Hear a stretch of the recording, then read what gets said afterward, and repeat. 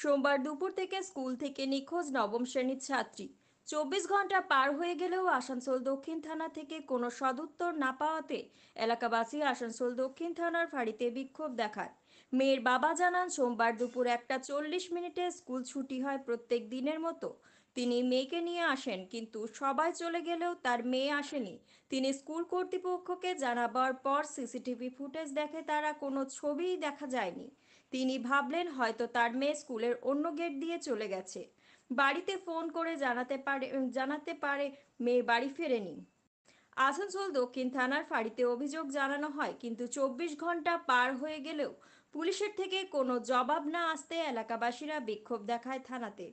মেয়ের বাবা এবং মায়ের একটাই জিজ্ঞাসা, তার মেয়ে স্কুল আর বাড়ি ছাড়া আর কোথাও যেত না, সে হঠাৎ করে কোথায় যাবে।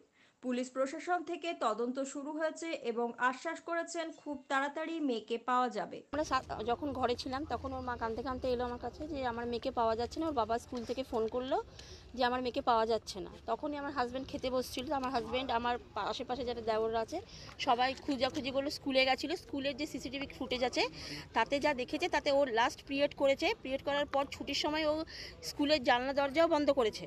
করার পর ও স্কুলের গেট দিয়ে বেরোচ্ছিল, সেটা পর্যন্ত দেখা গেছে সিসিটিভিতে, যতটা দেখা গেছে সিসিটিভিতে। তারপর থেকে ওরা কিছু সিসিটিভিতেও কিছু দেখা যায়নি। তারপর থেকে ওকে খোঁজনি। ওর বাবা ওখানে গেছিলো স্কুলে আনতে, কিন্তু ওর বাবা গিয়ে দাঁড়িয়েছিল, ওকেও পায়নি ওর বাবা খুঁজে। না ও দেখতে পেয়েছে ওর বাবাকে, না ও কী হয়েছে মিডিল ব্যাপারটা আমরা কেউই বুঝতে পারছি না।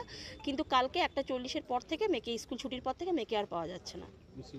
হ্যাঁ, মিসিং ডায়েরি করা হয়েছে। স্যাররাও যথেষ্ট আমাদের সাথে কোঅপারেট করছে। উনিও আমাদের আশ্বাস দিয়েছেন 200% যে আমরা মেয়েকে অবশ্যই এনে দেবো। সানিয়া যে নামটা উঠছে যে দেখুন, ওটা তো আমি বিশেষ কিছু বলতে পারবো না, কারণ ওর ফ্রেন্ডের ব্যাপার, কিন্তু ওর মাই ওটা ভালো বলতে পারবে। কিন্তু ওই বন্ধু কালকে রাত্রেবেলা বলা হয়েছে, ও কিন্তু কিছু জানে, কিন্তু ও কিছু বলছে না, না কি বুঝতে পারছি না। সেটাও আমরা স্যারকে বলেছি।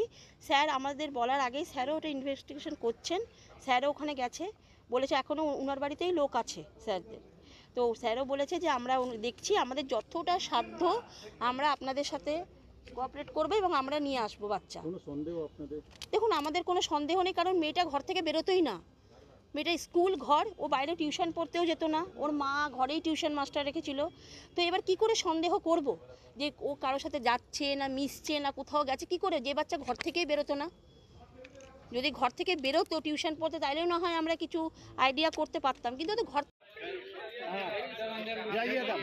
जाइए एकदम जाइए सब अंदर जाइए पूछिए हाँ पूरा बोलिए अपडेट का है अभी तक हाँ ना ना एकदम अंदर जाएगा सब सब